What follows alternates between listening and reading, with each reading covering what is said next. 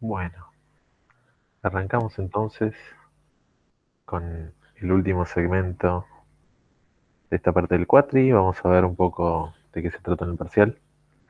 Parcialito, voy a presentar. Parcialito. Ok,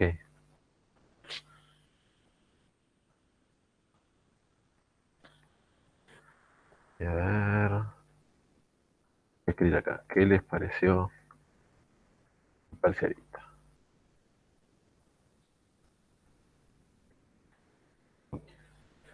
Pues no sé, pasar por parcialitos y dejar reacciones, así como suelen dejar. Pulgar arriba bien, pulgar abajo todo mal. Eh, Máximo dice el más feo de todos lejos. En mi opinión, sí. Son temas difíciles que se ven en esta parte de la materia y puede resultar por ahí el parcelito más complicado de los tres que hemos tomado. Pero bueno, como siempre, tratamos de ser justos y, y bueno, hay dos instancias más, así que tampoco acá a bajar los brazos, ¿no? Y a medida que avanza la materia, van ganando mejor manejo con los contenidos en general y les puede ir mucho mejor si creen que no les fue bien en este caso en las siguientes instancias. Por favor, sean más laxos que los anteriores. Sí, bueno, ahora vamos a hablarlo en la corrección del parcelito, pero obviamente los ejercicios que son del 7 al 9 no es lo mismo todos los ejercicios que le hemos tomado, donde se pide que codeen y que den el algoritmo precisamente de como solución, a proponer una posible solución, ¿no? Explicar cómo se haría y no ir y hacerlo, ¿no? Así, los ejercicios del 7 al 9 son por ahí visiblemente más difíciles de los que han visto en la materia, pero la idea es que propongan una solución, no tener que hacer la solución entera, porque por ahí la solución entera llevaría más tiempo el que se tiene en un parcelito. Ok, bueno. Medio jodida por temas de tiempo. Son cosas que siempre tratamos de ajustar. eh, pero bueno, vamos a analizar si particularmente este parcelito era demasiado largo y por eso no se llegó con el tiempo. Quieren, podemos empezar a ver los ejercicios.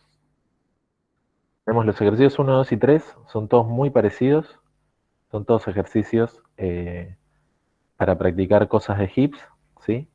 Y para entender bien de qué lado estamos en lo que es Alan y Bárbara, ¿no? Implementación de las primitivas o uso de alguna estructura, como puede ser hip, o en este caso también tenían que usar diccionarios, ¿no? Entonces, por un lado, los tres casos, digamos, en el uno había que hacer una unión entre dos hips, en el 2 había que hacer una intersección y en el 3 había que hacer la diferencia, ¿sí? Entonces, en primer punto, iban a necesitar en los tres casos, sí, un diccionario como estructura auxiliar, ¿sí? Ese diccionario lo iban a estar usando como Bárbara, ¿sí? Como usuario del diccionario, iban a estar llamando a las primitivas para, eh, ¿cómo es? Resolver esa parte del problema, como puede ser la parte de la unión, la intersección y la diferencia, ¿sí? Si ustedes quieren hacer la unión entre dos hips, el diccionario, ustedes van a directamente guardarle cosas en el diccionario y lo que queda guardado del hip uno y el hip 2 es la unión de los dos hips sin repetidos, ¿no? Porque el diccionario evita que queden guardados repetidos. En el caso de la intersección, primeramente podían guardar todos los elementos del hip uno y luego quedarse solamente con los que también estuvieran en el hip 2. ¿Sí? Entonces, eh, meten todo lo que está en el hip uno y mientras miran el hip 2, si pertenece al diccionario, significa que ese elemento tiene que estar en la solución. ¿Sí? Y en el caso de la diferencia, lo que pueden hacer es meter todos los elementos del hip uno al diccionario y luego quitar los elementos que no estén en el hip 2. Ok. Bien, ahora, una vez que tienen todos los elementos que tiene que haber en el heap resultante, al ser una primitiva de heap, van a tener que estar configurando bien todos estos elementos, ¿no? Van a tener que poder crear un heap, ¿sí? Y asignarle los elementos correctos a cada uno de sus atributos, ¿sí? Por ejemplo, la cantidad de elementos que va a haber en el heap tiene que coincidir con la cantidad de elementos que se dio en la operación resultante. Si la unión dio 5 elementos, la cantidad va a tener que ser de 5, ¿sí? Este vector de datos, ¿sí? Char asterisco, para hacerlo más sencillo el manejo de char asterisco con el hash, van a tener que estar los elementos correctos de la unión, intersección o diferencia en un orden que respeten la propiedad de heap, ¿sí? Y bueno, lo mismo el tamaño va a tener que coincidir con el tamaño del vector de datos. Y la función de comparación, que era la que se pasaba por parámetro, el tercer parámetro de cada una de las primitivas. Ahora, si nosotros tenemos un conjunto de elementos que tienen que ir a un heap, preguntan, ¿se puede usar heap crear con arreglo? Tenés que explicar qué operaciones está haciendo heap crear arreglo para explicar cómo es que lo podés estar usando. Si no sé qué opinas, Martín. No, para mí sería válido Es porque heap válido. crear arreglo sería, o sea, tiene que ser ODN. O Bien, sea, si perfecto. ellos cuando justifican la complejidad dicen que es ODN, porque, bueno, porque internamente usan Hippify, que tiene que ser ODN. Es lo mismo que usar Hippify per se. Perfecto. No les pedimos tampoco que justifiquen demasiado. Sí, no. Eh, No especialmente Hippify porque no entienden por qué eso de chiste. Es la parte difícil. Ok, entonces, bueno, tenemos un arreglo en el que sabemos qué elementos tenemos que guardar en el heap. Entonces, hay dos maneras de convertir ese arreglo en un heap, que son heap crear arreglo, como mencionaba Facundo, o usando directamente Heapify, ¿sí? De las dos maneras, son formas de que esos elementos que están a priori desordenados, porque llegaron en un orden arbitrario, o puede ser un orden que esté dado por una función de comparación del heap 1 o por una función de comparación del heap 2, que no tienen por qué coincidir por esta función de comparación nueva, ¿no? Entonces, para asegurarse de que los datos estén ordenados por esa nueva orden de función de comparación, vamos a necesitar Heapify o heap crear arreglo para asegurarse que eso sea lineal, ¿sí? Lineal siendo n y m la cantidad de elementos de H1 y H2, ¿sí? Muchas veces se marean en estos casos no usar Heapify, no usar heap crear arreglo, tratar de encolar elementos en un heap, y eso es lo que hace que pierdan esa complejidad de lineal. Entonces tratamos de eh, escribir acá, fíjense que el ejercicio no va a estar bien si no hacen bien esa parte, ¿no? Esperemos que hayan sido buenas alertas. Facundo, me perdí. Ok, no había que justificar por qué Hippify era ODN, no, no hace falta, digamos. Es algo que nosotros les explicamos, pero es un poco por ahí, supera los contenidos de la materia como para que tengan que ahí demostrar por qué Hippify es ODN, ¿no? No es lo que buscamos. Y había una pregunta no entendí por qué, ¿para qué el hash en el primero? Pregunta Facundo también. El tema es que pueden haber elementos repetidos entre los dos heaps. Entonces, si vos al nuevo arreglo le metés todos los elementos del heap 1 y también todos los elementos del heap 2, te pueden llegar a quedar elementos repetidos en el heap 3, en el heap nuevo.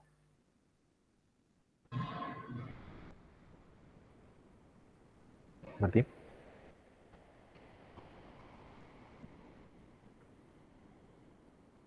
yo a Martín no lo escucho. No sé si ¿Cómo? Sí, ¿cómo? que si Perdón, querías no, mencionar no algo, entendí esa última pregunta. que justo se te habilitó el micrófono. Ah, no, no, no, no estaba diciendo nada. Ah, Perdón. perfecto. Eh, Está muy mal. Si no usaste hash, bueno, lo vamos a ver entre todos los docentes, a ver cómo queda el criterio en ese caso, ¿no? Eh, pero sí se pedía, digamos, se pedía que no hayan repetidos, entonces eso puede jugar en contra. ¿Sí? dice Martín. Bueno, pregunta del ejercicio 1 a 3. ¿Se me salté algo?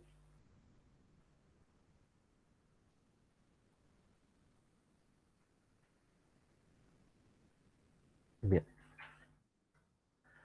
Bueno, ejercicio 4, ¿sí?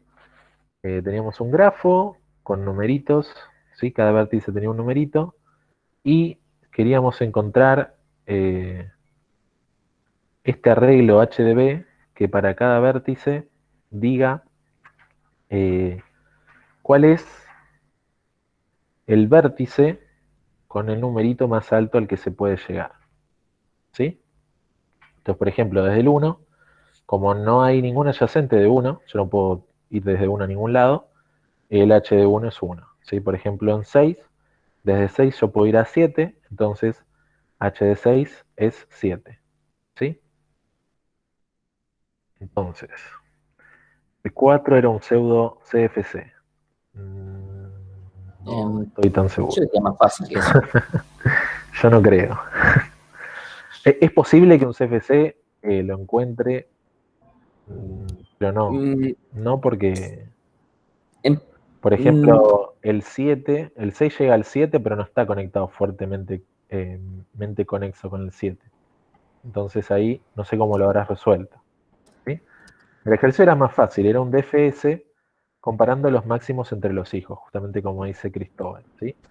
Eh, por ejemplo, el 3 manda un DFS recursivo hacia el 4, que el 4 va hacia el 6 y el 6 va hacia el 7, ¿no? Cuando vuelve esa recursión hasta el 3, también manda recursivamente hacia el 5, que el 5, como el 6 ya está visitado, no, pero también va al 8, y cuando vuelve la recursión, se puede compaginar esos datos, ya sea viendo los hijos que tuvo ese DFS o con un valor de retorno, donde ahí te vas a dar cuenta que el recorrido desde 3, por un lado llegó hasta el 7 y por el otro lado llegó hasta el 8. Entonces lo que corresponde decir en ese caso es que h de 3 es 8, porque es el mayor de los hijos que fueron encontrados por esa parte del recorrido, ¿sí? Entonces, con un DFS que cubra todo el árbol, ¿sí? Recuerden el grafo. Recuerden, por ejemplo, yo hago un solo DFS, empezando por el 1, no voy a poblar todo el arreglo, ¿sí? Yo tengo que hacer un DFS desde cada uno de los vértices mientras esos vértices no estén visitados. Entonces, por ejemplo, a un DFS del 1, se encuentra solamente el 1, bueno, h de 1 es 1, ¿sí? Fue el 1 el visitado, yo tengo que hacer otro DFS con el resto de los vértices que no hayan sido visitados. ¿Sí? sí, una cosa, si notan, el grafo es casualmente más no tiene ciclos. No es que el algoritmo estaba o sea, el problema está planteado para cualquier tipo de grafo, o sea, dirigido, tenga o no tenga ciclos. Yo lo puse así porque eso tal vez le hacía sonar la lamparita a alguien, porque está la versión del algoritmo que calcula orden topológico por DFS, que es básicamente lo que hacían era apilar en una pila, porque es básicamente un DFS donde después de hacer de visitar a todos, bueno, tal vez a alguien le picaba el bicho del pensamiento lateral. Ustedes nada más necesitaban un ejemplo, pero dije, bueno, tal vez esto a alguien lo ilumina de ojete y dije, bueno, va. Si no ayudó a nadie, no importa. Bueno, o sea, mientras por lo menos haya quedado claro cuál era el numerito que le correspondía a cada uno, era lo suficiente. Lo Pregunta, que sí es seguro es que esto tiene que ser, esto con un BFS no habría funcionado porque no pueden cumplir la complejidad que se pide. Ese es el tema. bien. Pregunta Julián, cuando hablan de hijos, ¿a qué se refieren? Sí, esos son los que resultaron ser hijos en el recorrido. Si yo desde 3 descubro a 4, 6, 7, 5 y 8, esos serían los hijos. Esa es una estructura que vos podés recuperar desde el diccionario de padres, por ejemplo. Vos te fijás desde abajo para arriba cuáles son los padres de 7, el padre de 7 es 6, el padre de 6 es 4, el padre de 4 es 3. Esos serían ya todos hijos desde el 3. ¿Sí? Era Facundo, yo cambié el máximo verificando el máximo desde el vértice no con los hijos. Bueno, hay que ver ese caso particular. Pero como digo, vos podrías ir guardando el máximo en cada función recursiva y devolverlo como valor de retorno. Entonces, El 7 devuelve como valor de retorno 7. Entonces el 6 sabe que de todos los hijos que recorrió, 7 es el máximo. Entonces ya asigna h de 6 igual a 7. Cuando vuelve la llamada recursiva de 6 a 4, lo mismo. El máximo entre 7 y 6 es 7, así que también devuelve 7. Y así. En el 3, vería de un lado 7 y del otro lado 8, y podría asignar h de 3 en 8. Sí, yo tal vez creo que lo primero que se me ocurriría es simplemente pasar el diccionario y después de hacer todos los llamados, comparar contra todos mis hijos nuevamente. Eso pasa. Eh, Sí, yo mencionaba por lo que menciona Cualquiera de las Facundo, dos va a funcionar. por ahí tenía que ver con eso lo que él había hecho.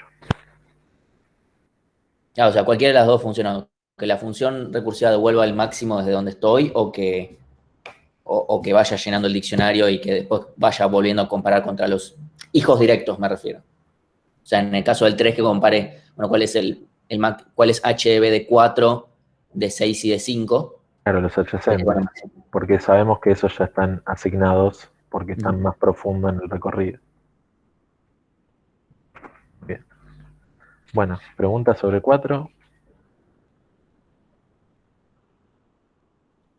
Vamos a pasar al 5. Dice, ese no es el 5. Sí, se quería obtener el grafo al cuadrado, sí, que debe tener los mismos vértices, las mismas aristas que ya existan y además aristas adicionales que representen una arista entre B y W si B y W están a sumo a distancia 2 en G. ¿Sí? Entonces, ¿cómo obtenemos todos los vértices que están a distancia 2 de un vértice en particular? ¿Sí? Eso se puede hacer haciendo un BFS, ¿sí? Un recorrido en anchura. Si hacemos un recorrido en anchura, podemos identificar a partir de un vértice en particular, un BFS a partir de un vértice en particular, se puede encontrar todos los que estén a distancia 2. Gabriel pregunta, ahí no dice la misma arista que ya existe, no entendí mal. Eh, las mismas aristas van a estar porque, fíjate que dice acá, es decir, los separan una o dos aristas. Entonces, si de B a W le separa una sola arista, esa misma arista va a estar presente en el nuevo grafo. ¿No? ¿Sí? Dice, están a lo sumo a distancia 2, eso incluye las distancias 1 y 2. Dice que han habido polémicas con esto durante el parcelito. Pero a lo no sumo voy a decir 2, comentarios. a lo sumo 2 equivale a 1 y 2, ¿no? Que Entonces, además está entre paréntesis. claro. O sea, Entonces, en caso de que no quedara claro, lo pusimos entre paréntesis. si de B a W están conectados por una arista, esos son dos vértices que están separados por una arista, ¿no? Y por lo tanto esa arista también debería estar presente. ¿Sí? Esto había que llamarlo para todos los vértices, ¿no? El BFS, pregunta Tomás. Correcto, ¿sí? Necesito para este vértice hacer el BFS y que me obtenga todos los vértices que están a distancia 1 o a distancia 2. Y esas aristas las agrego al nuevo grafo. Luego me fijo para otro vértice. Para otro vértice corro BFS y me guardo todos los elementos que estén a distancia 1 o a distancia 2 en el grafo original y esas aristas las agrego al nuevo grafo. ¿Se podía hacer con IFS en vez de BFS? IFS. ¿Existe IFS o es un typo? Con if. ¿Cómo haces para encontrar todos los, todos los vértices que estén a distancia 2 solamente con if? Perdón, con for. Bueno, habría que ver el caso particular, pero normalmente usamos recorridos porque por dos razones. Primero, se aseguran de encontrar todos los elementos del grafo, ¿sí? Respetan las adyacencias y además en este caso es muy útil que sea BFS porque recorren anchura. De esa manera vos podés incrementar a qué distancia está cada elemento desde el lugar original en que corriste la búsqueda. Y además te garantiza una buena cota temporal, ¿sí? Te garantiza el O de B más C. Entonces hay que ver si esa implementación particular con for cumple todas esas características. ¿Sí? A priori no se me ocurre. Consulta, ¿la notación G cuadrado tiene algo que ver con multiplicar la matriz de adyacencia e incidencia por sí misma? Sí. Creo que Martín lo tiene más aceitado. ¿Cómo? ¿Qué cosa? ¿Qué? ¿Lo qué? La notación G al cuadrado tiene algo que ver con multiplicar las matrices de adyacencia o incidencia. Sé que una de las dos es Sí, en realidad es elevar la matriz al cuadrado. elevar la matriz Es al cuadrado. literalmente elevar al cuadrado. ¿Pero cuál? ¿La de adyacencia o la de incidencia? La de adyacencia. No, la de incidencia no se usa para nada matemático. Es la de adyacencia que tiene. Lo usamos eh, nosotros para que sea más difícil los Incluso ejercicios. la G cuadrado sí se puede, o sea, la materia de adyacencia se puede elevar al cuadrado. La de incidencia no tiene las mismas dimensiones. Necesita que ser cuadrada para poder elevarlo al cuadrado. Ahí está. O Sí, bueno, buena pregunta. transponer mínimamente, creo. Bien. Igual no entendería qué sería elevar la matriz de incidencia al cuadrado. No sé si tiene algún tipo de interpretación, No, pero bueno, la de adyacencia sí. ya cuando no es cuadrada, elimina todo tipo de interpretación. Ujú. Bueno, ejercicio 5, vamos a pasar al ejercicio 6. Dice, para un grafo no dirigido G, se define esta cosa rara, ¿sí? Como esta fórmula, ¿sí? Acá, ¿qué es la cosa rara y qué es la fórmula? No importa. Lo importante es qué cosa tenemos que calcular. Tenemos que calcular qué cantidad de vértices tienen grado D, ¿sí? Para todos los grados que puedan haber en el grafo. Entonces, por ejemplo, si encuentro, bueno, B tiene grado 1, entonces hay un vértice con grado 1.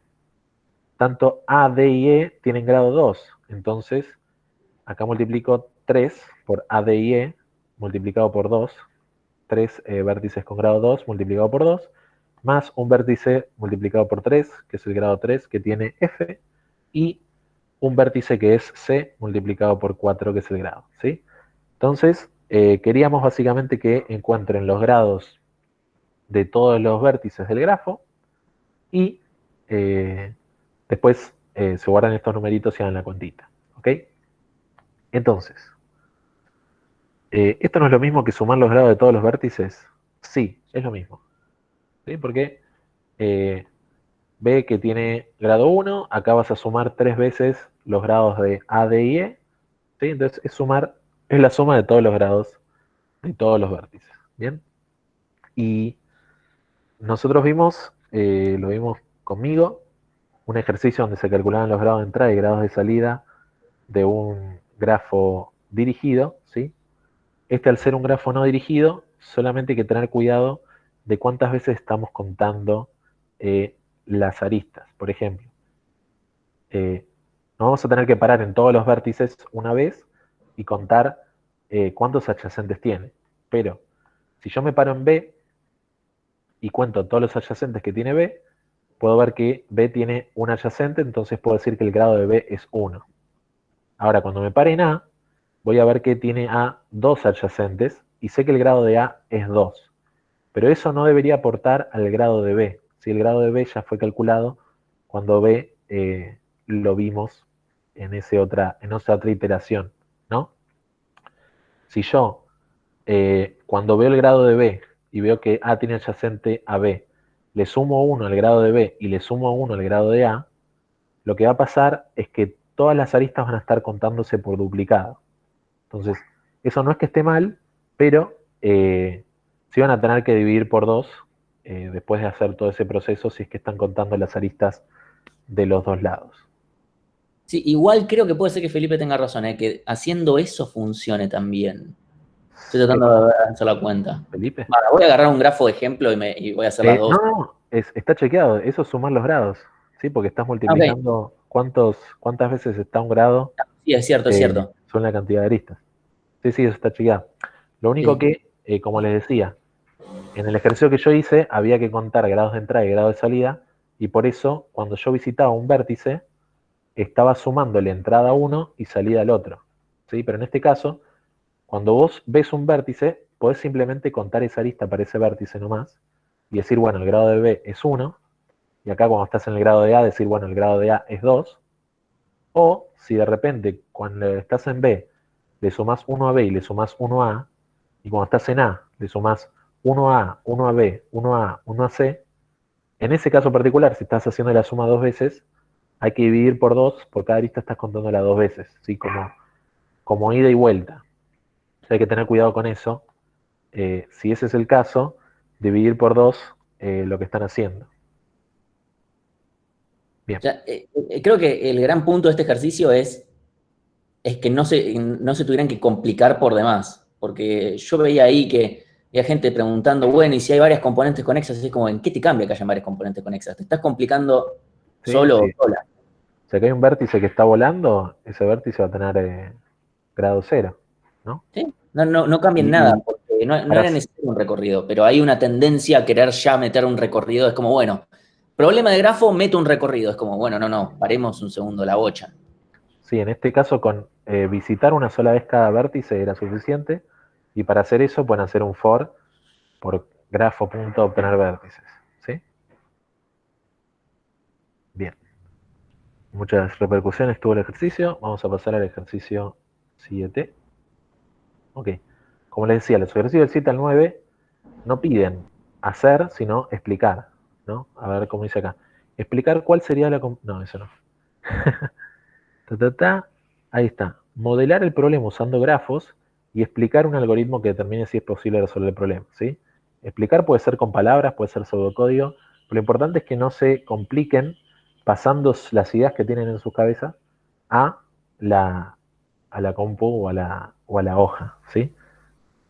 Porque son problemas un poco más complejos, pero que requieren, les exigimos menos a nivel código, ¿sí? Entonces, en este caso, tenemos un gobierno que no quiere repetir colores en una misma parada y solamente puede pintar de rojo y azul, ¿sí? Entonces, cuando leemos colores y leemos rojo y azul, o los colores que sean, porque este año fue rojo y verde, cosa con la cual estoy muy en desacuerdo, pero fueron rojo y verde, eh, ahí decimos, bueno, esto me suena mucho a bipartito. Entonces, la parte difícil de este ejercicio es cómo modelo el grafo, ¿sí? Cómo paso la información que tenemos escrita, ¿sí? Porque, ¿qué tenemos? Tenemos en esta parada número 3, pasa el 80, el 60 y el 20, ¿sí? En la parada número 4 pasa el 80, el 40 y el 75, ¿no? Con esa información, ¿cómo paso esa información a un grafo, ¿sí? Tal que este ejercicio se resuelva llamando a bipartito, ¿sí? Esto suena bipartito, entonces, ¿cómo hago el pasaje hacia un grafo para que la resolución sea return bipartito? Entonces, cuando me preguntan, modelar el problema utilizando grafos y explicar un algoritmo que determine si es posible resolver el problema, ahora vamos a hablar de cómo modelar el problema utilizando grafos, y cuando me dicen explicar un algoritmo que determine si es posible resolver el problema, yo les explico, esto se resuelve con bipartito. El bipartito lo que hace es, busca si existen dos grupos, en este caso rojo y azul, tal que no haya una arista entre dos vértices rojos, ¿sí? Sí, pero si es bipartito, cada vértice de un color va a estar conectado con otro de otro color. Es decir, van a sí o sí pasar por una parada del color contrario. O sea, ¿no debería pedir lo contrario? Depende. Depende cómo modeles el grafo. Ahí está el tema del ejercicio, ¿sí? Porque con esta información cruda hay varias maneras de crear grafos, ¿no? Yo puedo decir, voy a crear un grafo donde los vértices sean las paradas y las aristas sean colectivos. Voy a decir, creo un grafo donde los vértices sean colectivos y las aristas sean los colores. No sé, varía completamente. Entonces, todo depende de cómo creas el grafo, qué es lo que pasa con cualquier algoritmo que crees sobre ese grafo, ¿sí? A diferencia de los otros ejercicios, en este caso no te estamos diciendo cómo es el grafo, estamos diciendo qué datos tenés, cuál es el problema, y te estamos dejando abierta la interpretación de cómo crear un grafo y cómo resolver el ejercicio, ¿sí? Entonces, así como decimos, che, esto me suena que es bipartito, ¿qué es lo que hace bipartito? Bipartito busca que no hayan aristas entre vértices que sean del mismo color, ¿sí? Entonces, yo sé que van a haber colectivos que son rojos, que son un grupo, y colectivos que son azules, que son otro grupo. Yo voy a decir, bueno, ahí me doy cuenta que los vértices tienen que ser los colectivos, ¿sí? Algunos colectivos los voy a pintar de rojo, algunos colectivos los voy a pintar azul. Todos los vértices tienen que ser colectivos, ¿sí? ¿Y cuáles tienen que ser las aristas? ¿Sí? Entonces pienso, bipartito lo que busca es que no haya una arista entre dos vértices del mismo color, ¿sí? ¿Cuál es la restricción en este ejercicio que se da? O sea, ¿cuándo no puede pasar que dos vértices tengan el mismo color? ¿Sí? Que estén en el mismo grupo, que tengan el mismo color. Eso no debería pasar si comparten parada, ¿sí? Entonces, lo que vamos a decir es que si dos colectivos comparten parada, en ese grafo que estoy construyendo va a haber una arista entre esos dos colectivos, ¿sí? Entonces, si el 80 y el 20 comparten parada en algún momento, voy a crear una arista entre el 80 y el 20. ¿Sí? ¿Qué me va a garantizar eso? Que si el 80 es de un color rojo y si el 20 es de otro color azul, esa arista va a seguir manteniendo que ese grafo sea bipartito, ¿sí? Es decir, en esa parada, donde paran el 80 y el 80 va a ser rojo, el azul va a ser el 20, entonces no va a haber problema, ¿sí?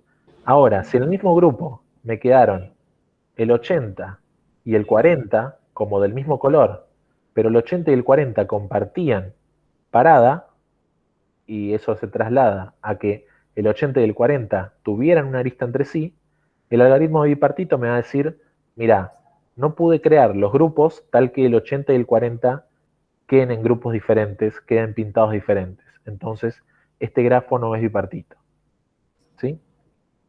Entonces, identificar cuál es el problema y después modelar el problema utilizando grafos. Entonces, gracias a que identificamos que el problema tenía que ver con bipartito, pudimos deducir que los colectivos debían ser vértices y las aristas debían estar presentes entre cada par de colectivos que estuviera compartiendo una parada, ¿sí? Entonces yo tengo la parada 3 con el colectivo 20, 40 y 80, ¿sí? Entonces tiene que haber una arista entre el 20 y el 40, entre el 20 y el 80 y entre el 40 y el 80. Y esa es la forma de modelar el grafo, de crear el grafo a partir de la información que teníamos, ¿sí? Y fíjense que además con lo que dice Ezequiel, que pasa lo siguiente. Ustedes ya saben, si hay tres colectivos que paran en la misma parada, dadas las condiciones del problema, es imposible cumplir, ¿sí? O sea, es imposible porque como pinto con dos colores y hay tres colectivos llegando a la misma parada, obviamente no lo puedo cumplir. Y eso se ve reflejado porque en ese grafo que se crea, se está creando literalmente un ciclo de tres vértices que en un grafo bipartito sí o sí va a tener. O sea, perdón, como el grafo, un grafo bipartito no puede tener. ¿Está bien? Entonces, si el grafo es bipartito, si ese grafo en particular es bipartito, vamos a saber que se pueden pintar con dos colores, y si ese grafo en particular no es bipartito, sabemos que no se van a poder pintar de azul y rojo, ¿sí? Bien. ¿Había otra forma de hacerlo? Pregunto por curiosidad. A mí no se me ocurre. A mí No sé. tampoco. Hubo un momento en el que se me ocurrió que tal vez pensándolo diferente se podía plantear con componentes conexas, pero creo que no. Creo que no, creo que es un lío. Pues, una cosa sobre complejidad, bueno, todo eso terminaría siendo o de cantidad de líneas más la cantidad de paradas, podríamos decir.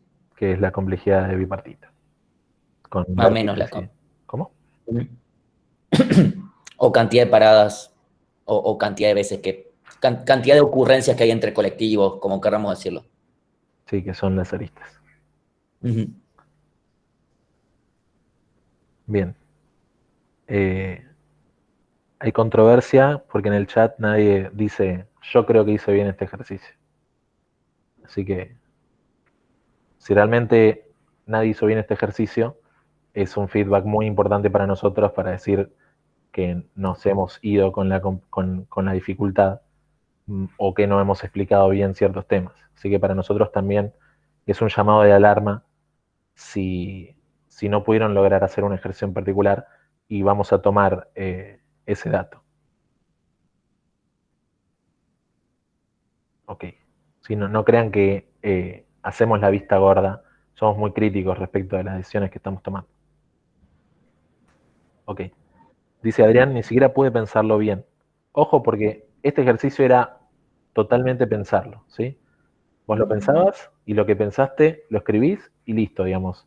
No pedíamos ni codearlo, ni hacer un pseudocódigo, ni nada. Era pasar al papel lo que pensaste como solución.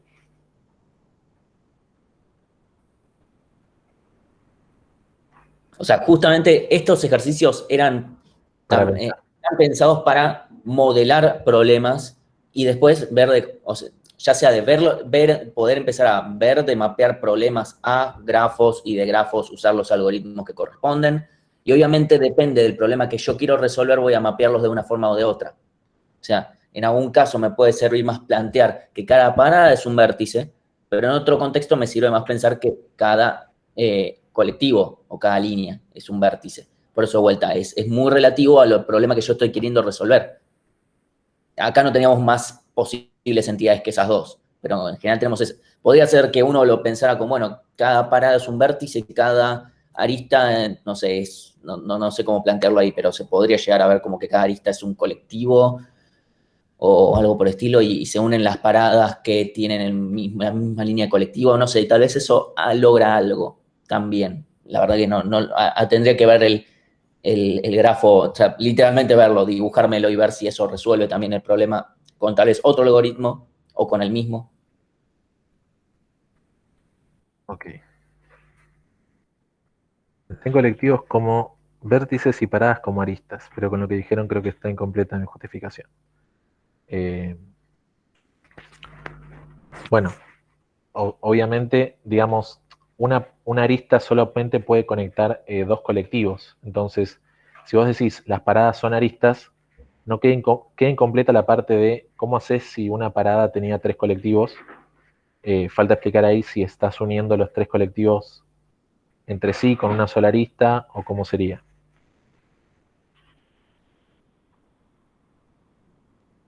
Sí, igual, o sea, no queremos decir cuán bien o cuán mal está algo porque lo tenemos que discutir entre nosotros, Por supuesto. básicamente. No, no, Bueno, no queremos decir, no, eso va a estar bien y después les aparece un regular o no, eso está re mal y al final les aparece un bien menos porque no queremos generar falsas expectativas o algo por el estilo. el ejercicio 8 tenemos un tema de organizar tareas y además cada tarea tenía un nivel de dificultad, ¿sí? Y además había una restricción de que algunas tareas solo pueden hacerse luego de haber realizado otras, ¿sí? Entonces, hay tareas que se tienen que hacer antes sí o sí porque requieren, por ejemplo, el resultado de una tarea es requerido para hacer la tarea subsiguiente y hay tareas que se tienen que hacer antes simplemente porque son más fáciles, ¿sí? Entonces, dentro de todas las tareas que yo tengo disponibles, quiero hacerla más fácil primero y a medida que voy haciendo tareas, voy a ir naturalmente desbloqueando otras tareas porque el resultado que yo necesitaba de esta tarea para hacer la siguiente se desbloqueó en el momento que yo hice la tarea, ¿sí? Lo que de ninguna se puede hacer, imagínate que la última, imagínense el parcelito, ¿no? La última tarea vamos a suponer que es la más fácil, que es apretar el botón de enviar el parcialito eh, a la página de la materia, ¿no? Aprieto el botón de send y mando el parcelito, ¿sí? Esa tarea, aunque sea la más fácil de todo el parcelito, va a ser la última que haga, porque primero tuve que haber completado todas las demás tareas que representan la resolución de los ejercicios, ¿no? Entonces, hay dos restricciones. Está la restricción de si puedo hacer una tarea o no, por el hecho de que requiera resultados de tareas anteriores, y además, entre las tareas que sí puedo hacer, eh, elegir la de menor dificultad, ¿sí? Entonces, eh, ahí están diciendo, había que reconocer que el problema tenía que ver con orden topológico, ¿sí? El tema de ver las películas de Marvel o vestirse, ¿sí?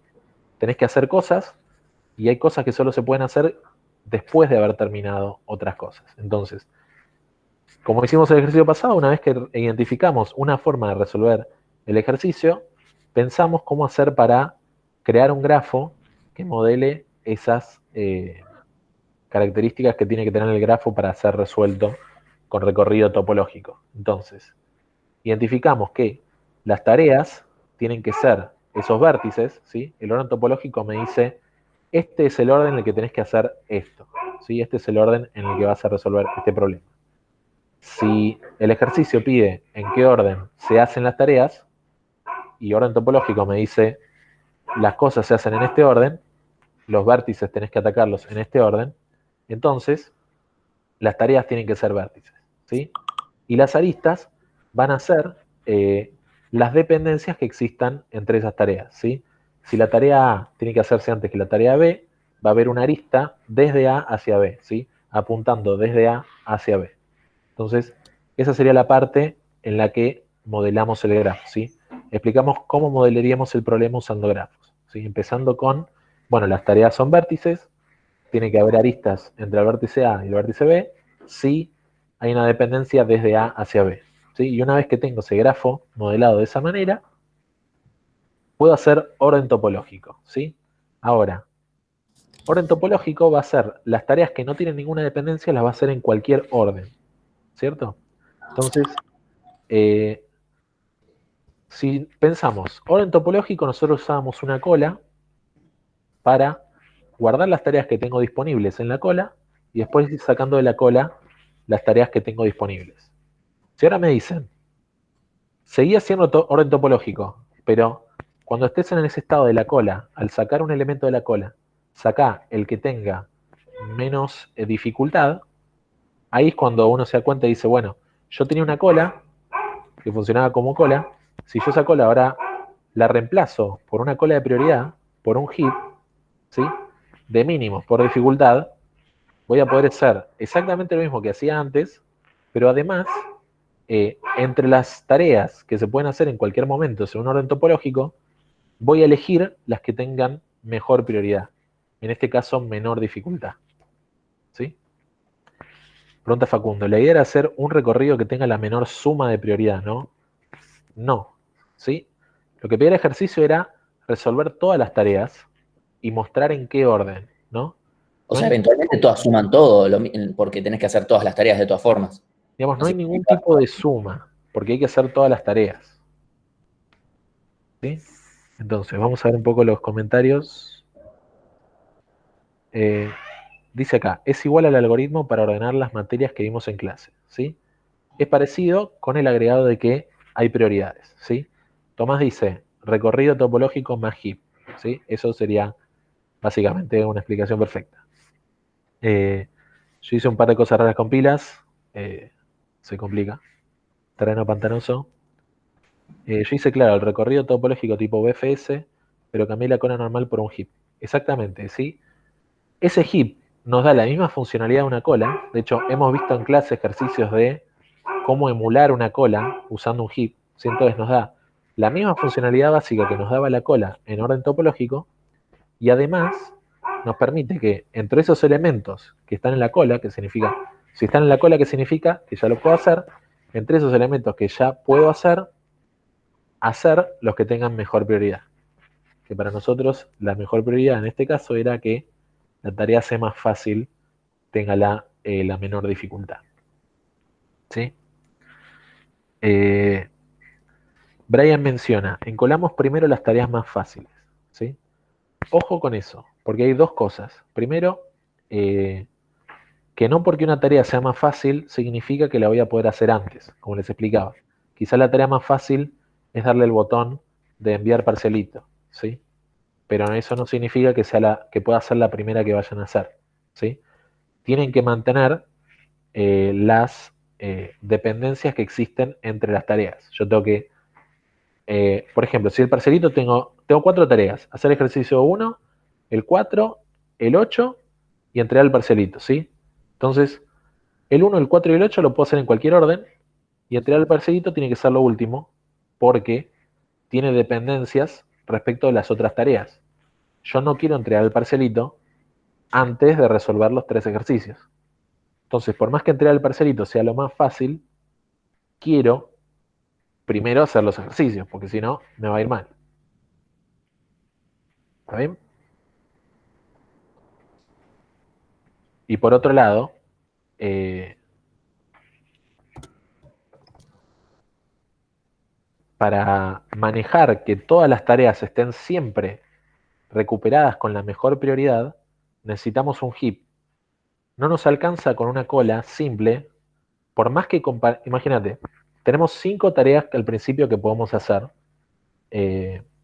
con prioridades 1, 2, 3, 4, 5. Entonces, yo encolo primero la 1, después la 2, después la 3, después la 4, después la 5. Desencolo la 1, ¿sí? Y al desencolar la tarea 1, esa tarea me permite entonces hacer una que tenía dependencia suya, con también dificultad 1, ¿sí? Y por más que encole, o sea, yo voy y encolo esa tarea con dificultad 1, y digo, bueno, ahora voy a hacer la siguiente tarea que está en la cola. No va a ser esa dificultad 1 porque la acabas de encolar. Va a ser la dificultad 2 que ordenaste al principio. Y no te quedó la de dificultad 1 porque usaste una cola simple en vez de usar un heap. ¿Sí? No te va a quedar ordenados. De las tareas que sí podés hacer, no te van a quedar ordenadas por dificultad. Porque la cola no es capaz de modificar el orden en que se guardaron las cosas. Al principio trataste de guardar las cosas en un orden correcto, pero una vez que viste que había una nueva tarea disponible, no pudiste ponerle la prioridad que requería. Por eso se necesita tanto hacer orden topológico como usar un heap.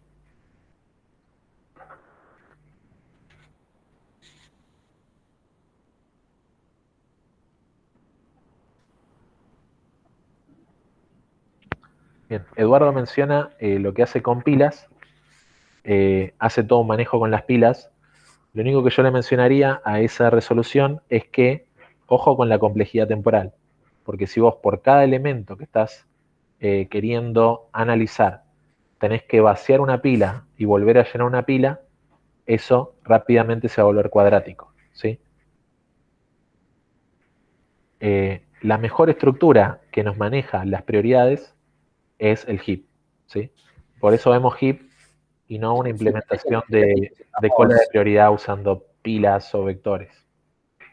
En los 3 ejercicios usamos palabras como usar colores, tal cual se usó en la explicación de bipartito. En este, todo el tema de las tareas y prioridades, para que quede bastante, eh, para también tirar bastante, o sea, se pudo haber ocultado mucho más si queríamos, pero no era la idea. Tratamos de ser justos, pero de nuevo, los resultados de los parcialitos para nosotros también es un llamado de atención para nosotros, decir, si de repente hicimos que un ejercicio en particular o todo el parcialito en general hayan sido complicados. ¿Sí? Julián pregunta, ¿y el 9? Bueno, el 9 ahora lo vemos, por ahí Macarena se va porque por ahí tenía el 8, entonces no quiere escuchar cómo era el 9. Pero estamos acá. El 9.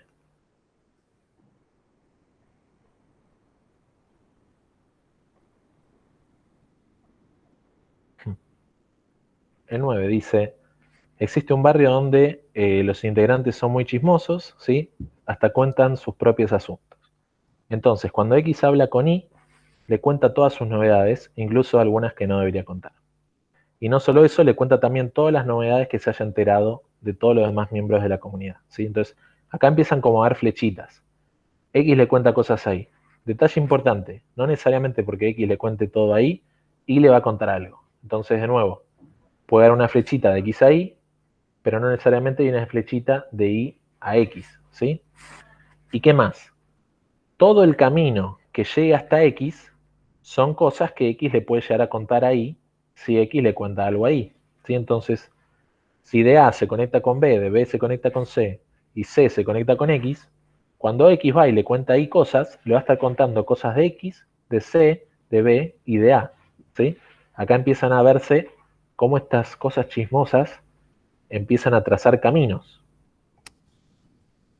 ¿sí?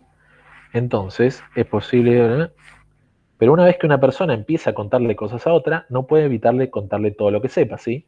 Contarle todo lo que sepa significa, cuando aparece una flechita de X hacia Y, X revela todo lo que hay en su camino de conocimiento. Se sabe también, bueno, vamos a parar ahí un segundito y empezar a pensar cómo puede ser el grafo, ¿sí? El grafo es literalmente eso. Las personas del barrio, los integrantes, son los vértices, ¿sí? Y modelamos este chumerío, ¿sí? Este chismoseo, con aristas. Si X le habla a Y, le dice todo lo que le cuenta todo lo que sabe, entonces hay una flechita de X ahí. Si Y no le habla a X porque no pintó, entonces no hay una arista de Y a X. ¿Ok? Entonces es una manera de modelar el grafo con esta información que tenemos.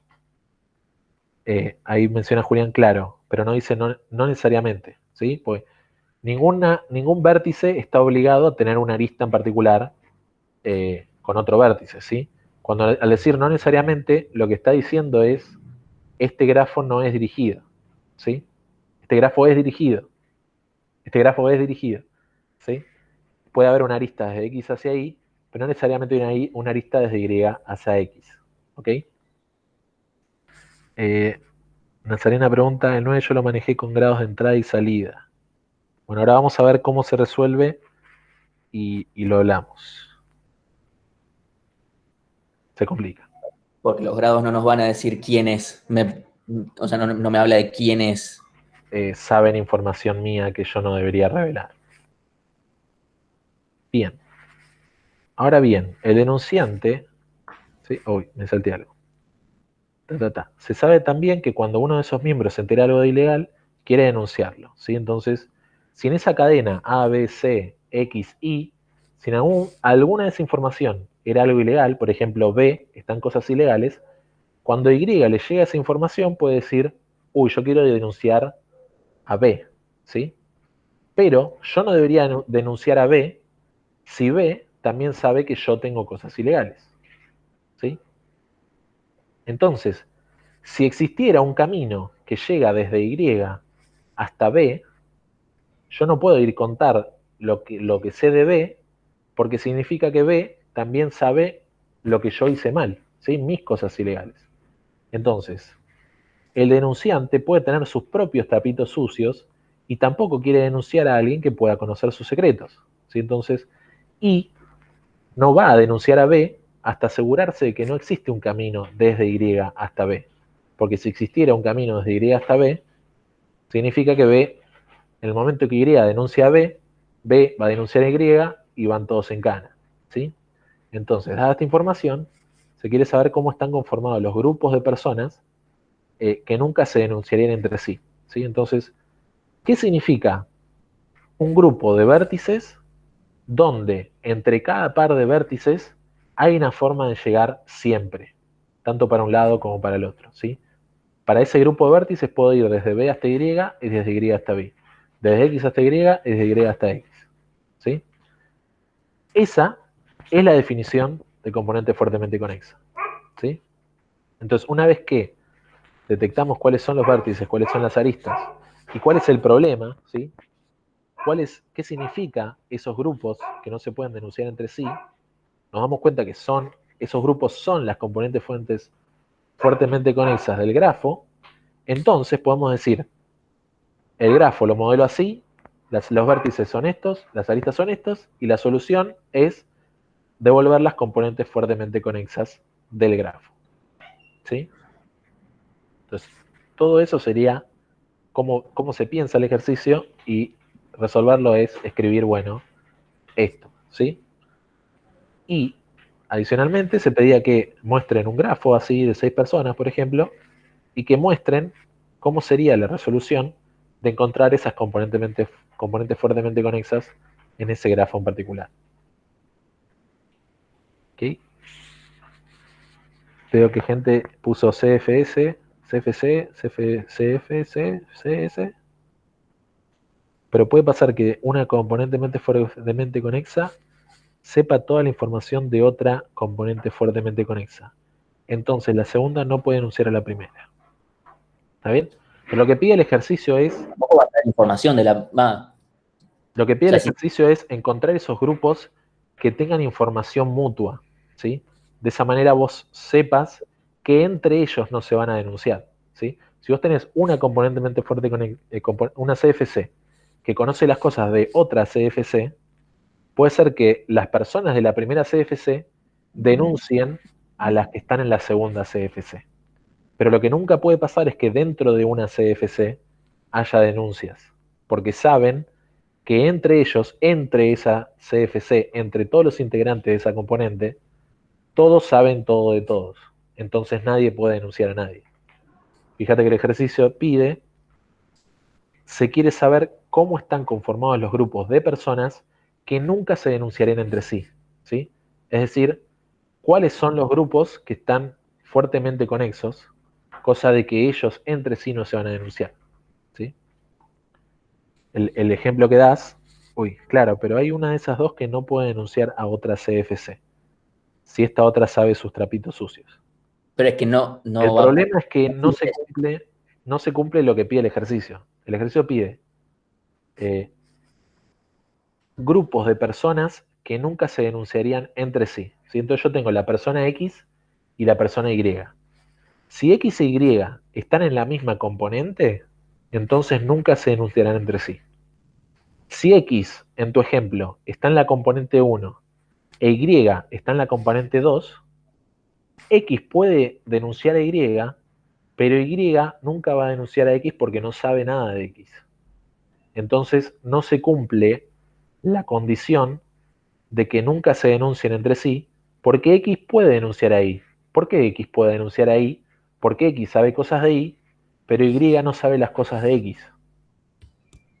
¿Entendés? Esa segunda componente fuertemente conexa que mencionás no sabe nada de la primera. Entonces, digamos, no es lo que pide el ejercicio. El ejercicio pide esos grupos que no se denunciarían entre sí, es decir, eh, los que están en la misma componente. Es como dice Tomás, si todos saben lo de todos, es una sola componente y hay una componente enorme.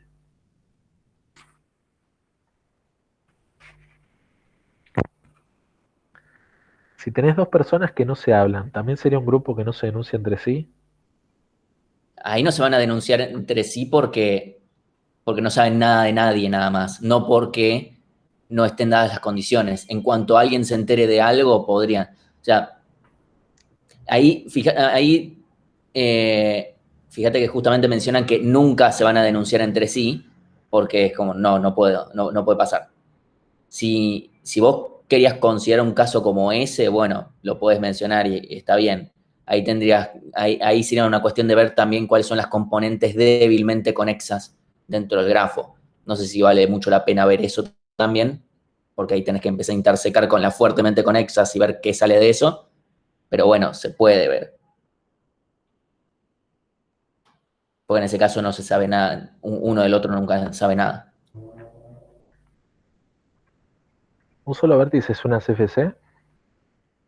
Sí. ¿Le podría ganar la culpa y entregarse ante la ley? Em, sí, pero no. Técnicamente no se denunciaría entre sí porque, Claro, o sea, ¿sabes? no. O sea, piensa, si yo me entrego, entonces yo me denunciaría, entonces no puedo denunciarme, porque yo me denunciaría en, en- en devolución.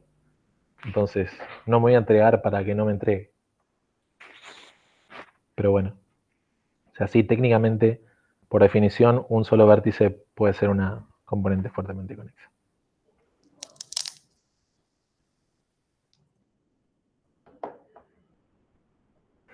Tiene trastorno de identidad.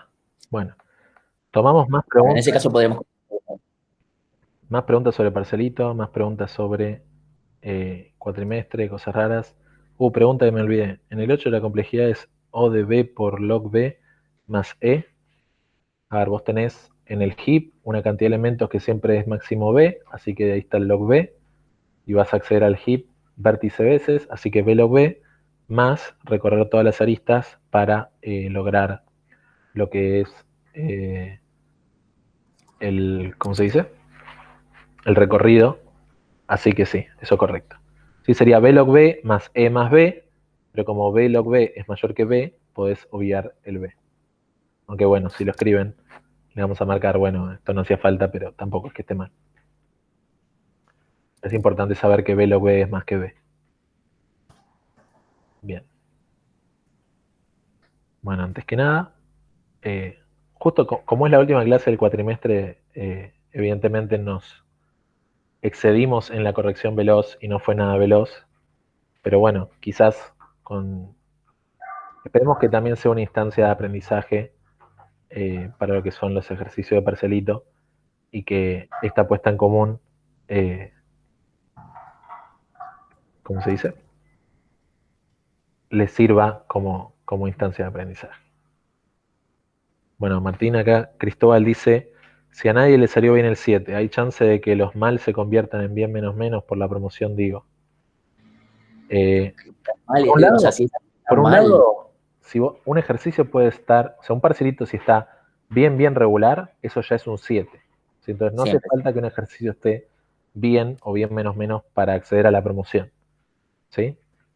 Ahora, creo que si nadie llega al regular en ejercicio 7, ahí sí va a ser un claro llamado de atención y vamos a hablar entre nosotros cuál es el criterio que vamos a tomar al respecto. ¿Sí? Pero no debería darse la situación en que nadie haya podido plantear absolutamente nada como para poder llegar a un regular como mínimo. ¿Sí? Y eso incluso sin descartar que haya gente que lo pudo haber hecho bien, aunque no lo haya dicho.